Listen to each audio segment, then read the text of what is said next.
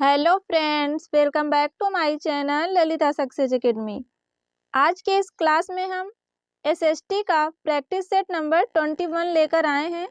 इसके पहले हमने यूपी टेट एग्ज़ाम 2026 के लिए एसएसटी का 20 प्रैक्टिस सेट कराया हुआ है। यदि आपने उन क्लासों को नहीं देखा है तो प्लेलिस्ट से जाकर ज़रूर देखिएगा। तो चलिए आज की इस बेहतरीन क्लास की शुरुआत करते हैं। हमारा पहला प्रश्न है, भारत में अंग्रेजी शिक्षा का प्रारंभ सर्वप्रथम किसने किया? ऑप्शन है Lord Cornwallis, Warren Hastings, William Bentinck या फिर लॉर्ड मैकाले। इसका राइट आंसर होगा option D, Lord Macaulay.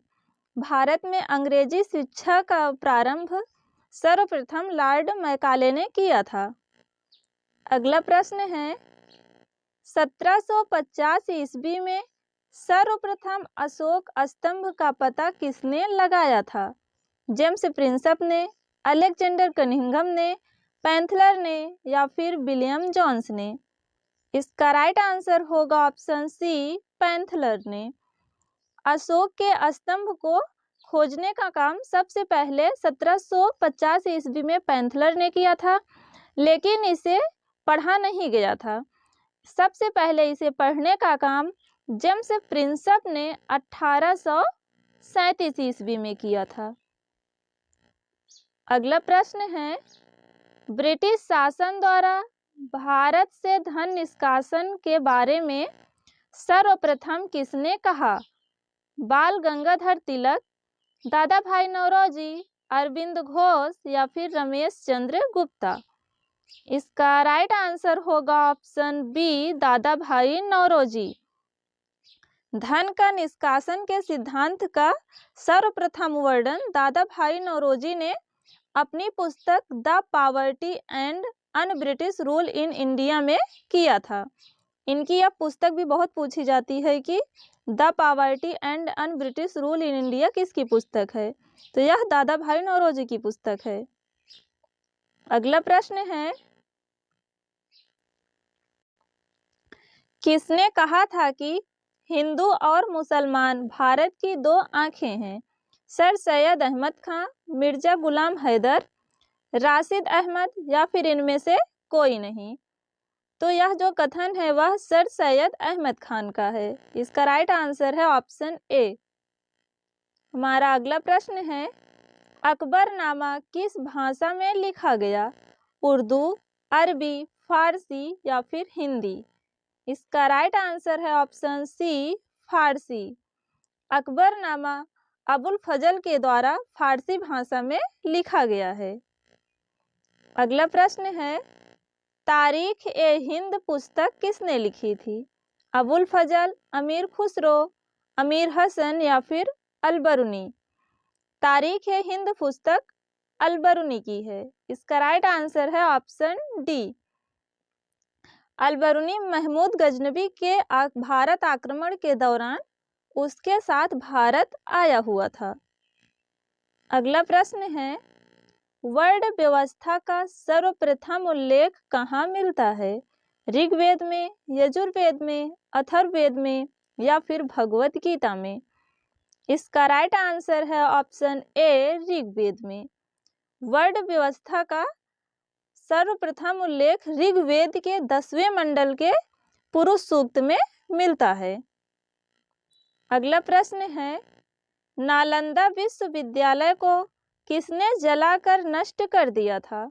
Mahmood Ghaznavi, Mohammad Ghori, Qutubuddin Aibak या फिर बख्तियार खिलजी? इसका राइट आंसर होगा ऑप्शन डी, बख्तियार खिलजी ने। नालंदा विश्वविद्यालय को बख्तियार खिलजी ने नष्ट किया था और इसका निर्माण गुप्त वंश के शासक कुमार गुप्त ने करवाया था। अगला प्रश्न है, महावीर की जन्म स्थली थी वैशाली के निकट कुंडग्राम में, पावापुरी में, कुशीनगर में या फिर सारनाथ में? इसका राइट आंसर है ऑप्शन ए, वैशाली के निकट कुंडग्राम में। महावीर का जन्म 540 ईसा पूर्व को वैशाली के निकट कुंडग्राम में हुआ था। महावीर के बचपन का नाम वर्धमान था। अगला प्रश्न है, ईस्ट इंडिया कंपनी की प्रथम फैक्ट्री कहाँ स्थापित की गई थी? गोवा में, सूरत में, पांडिचेरी में या फिर मद्रास में? तो ईस्ट इंडिया कंपनी की प्रथम फैक्ट्री जो है वह सूरत में स्थापित की गई थी। इसका राइट आंसर होगा ऑप्शन बी। अगला प्रश्न है, संविधान की किस अनुसूची में राज्य और केंद्र शासित प्रदेशों की सूची दी गई है? पहली अनुसूची में, दूसरी में, तीसरी में या फिर चौथी अनुसूची में? इसका राइट आंसर है ऑप्शन ए, पहली अनुसूची में। राज्य और केंद्र शासित प्रदेशों की जो सूची है वह पहली अनुसूची के अंतर्गत दी गई है। अगला प्रश्न है, नियंत्रक एवं महालेखा परीक्षक अपना त्याग पत्र किसे सौंपता है? प्रधानमंत्री को, राष्ट्रपति को, लोकसभा अध्यक्ष को या फिर सर्वोच्च न्यायालय के मुख्य न्यायाधीश को? इसका राइट आंसर होगा ऑप्शन बी, राष्ट्रपति को। नियंत्रक एवं महालेखा परीक्षक अपना त्याग पत्र राष्ट्रपति को सौंपता है। अगला प्रश्न है, किस संशोधन द्वारा सहकारी समितियों को संवैधानिक दर्जा और संरक्षण दिया गया? 91वां संविधान संशोधन, 92वां संविधान संशोधन, 97वां संविधान संशोधन या फिर 100वां संविधान संशोधन? इसका राइट आंसर है ऑप्शन सी, 97वां संविधान संशोधन। अगला प्रश्न है, कल्याणकारी राज्य का आदर्श भारतीय संविधान में कहाँ निहित है? प्रस्तावना, राज्य के नीति निर्देशक तत्व, मौलिक अधिकार या फिर 7वीं अनुसूची में? इसका राइट आंसर है ऑप्शन बी, राज्य के नीति निर्देशक तत्व में।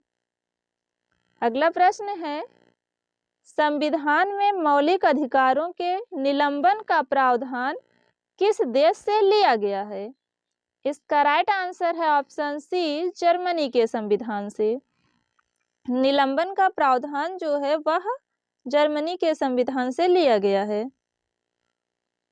अगला प्रश्न है, पंचायत का चुनाव कराने का निर्णय किसके द्वारा लिया जाता है? केंद्र सरकार, चुनाव आयोग, राज्य सरकार या फिर जिला मजिस्ट्रेट? इसका राइट आंसर है ऑप्शन सी, राज्य सरकार। पंचायत का चुनाव कराने का निर्णय जो है वह राज्य सरकार के द्वारा लिया जाता है। अगला प्रश्न है, राज्य विधान परिषद को समाप्त करने या बनाने की शक्ति किसके पास निहित है? संसद, राज्यपाल, राष्ट्रपति या फिर प्रधानमंत्री? तो राज्य विधान परिषद को समाप्त करने या बनाने की जो शक्ति है वह संसद के पास निहित होती है। इसका राइट आंसर है ऑप्शन ए। अगला प्रश्न है, लक्षद्वीप किस द्वीप समूह में स्थित है? हिंद महासागर, अरब सागर, बंगाल की खाड़ी या फिर दक्षिण चीन सागर? इसका राइट आंसर है ऑप्शन बी, अरब सागर। अगला प्रश्न है, भारत में सूती वस्त्र का पहला सफल कारखाना कब खोला गया? 1854 में, 1860 में, 1907 में या फिर 1910 में? इसका राइट आंसर है ऑप्शन ए, 1854 में। भारत में सूती वस्त्र का पहला सफल कारखाना जो है 1854 ईस्वी में मुंबई में खोला गया था। अगला प्रश्न है, निम्न वनों में से भारतीय भूमि पर सर्वाधिक क्षेत्रफल किसका पाया जाता है? उष्णकटिबंधीय वर्षा वन, उष्णकटिबंधीय पर्णपाती वन, पर्वतीय वन या फिर मैंग्रोव वन? इसका राइट आंसर है ऑप्शन बी, उष्णकटिबंधीय पर्णपाती वन। अगला प्रश्न है, लद्दाख में पाए जाने वाले गंपास हैं बुद्ध विहार मंदिर, बकरी की प्रजाति, साल की किस्म या फिर बौद्ध भिक्षु? तो लद्दाख में पाए जाने वाले जो बौद्ध विहार या मंदिर होते हैं उन्हीं को गंपास कहा जाता है। इसका राइट आंसर है ऑप्शन ए, बौद्ध विहार या मंदिर।